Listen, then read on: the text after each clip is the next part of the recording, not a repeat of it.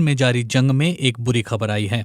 Corona virus के संक्रमण में एक प्रभावी एंटीवायरल ड्रग के फेल होने की जानकारी मिल रही है। ये पहले ही रैंडम क्लिनिकल ट्रायल में नाकाम हो गई है। इसे लेकर दुनिया भर में एक उम्मीद जागी हुई थी। इस एंटीवायरल ड्रग का नाम रेमडेसिविर है। चीनी ट्रायल में ये ड्रग नाकाम रहा। वर्ल्ड हेल्थ ऑर्गेनाइजेशन WHO के दस्तावेजों में इसकी जानकारी मिली है। कुल 237 मरीजों में से कुछ को ये दवा दी गई और कुछ को प्लेसिबो। 1 महीने बाद ड्रग लेने वाले 13.9% मरीजों की मौत हो गई, जबकि इसकी तुलना में प्लेसिबो लेने वाले 12.8% मरीजों की मौत हुई। साइड इफेक्ट के कारण ट्रायल को पहले ही रोक दिया गया। इस ड्रग के पीछे एक अमेरिकी फर्म गिलियड साइंस थी। रेमडेसिविर ड्रग को लेकर काफी उम्मीद जताई जा रही थी। इस दवा से मरीज में कोई सुधार देखने को नहीं मिला। मतलब रेमडेसिविर ड्रग देने से मरीज के खून में रोगाणु कम नहीं हुए।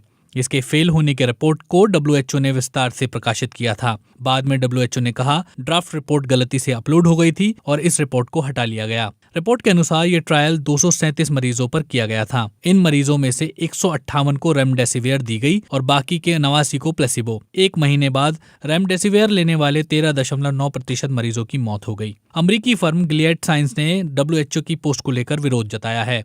अमेरिकी फर्म गिलियड साइंस के एक प्रवक्ता ने कहा, हमारा मानना है कि इस पोस्ट में अध्ययन को लेकर जुड़ी अनुचित जानकारियां शामिल थीं। वो आगे कहते हैं कि कम नामांकन होने के कारण इसे बहुत पहले ही हटा लिया गया था और ऐसे में संख्या के लिहाज से ये बहुत सार्थक नहीं था। वो आगे कहते हैं इस तरह के अध्ययन के परिणाम अनिर्णायक होते हैं। हालांकि जो डेटा है वो रेमडेसिविर से संभावित लाभ को दिखाते हैं, खासतौर पर उन मरीजों के लिए जिनका इलाज शुरुआती समय में हुआ हो। ट्रायल भले ही फेल हो गया हो, लेकिन इसका ये मतलब बिल्कुल नहीं है इस दवा को आगे बढ़ाने के सारे रास्ते बंद हो गए हैं। आने वाले समय में इसे लेकर और भी ट्रायल किए जाएंगे और हो सकता है तब कोई ज्यादा साफ तस्वीर सामने आ सके।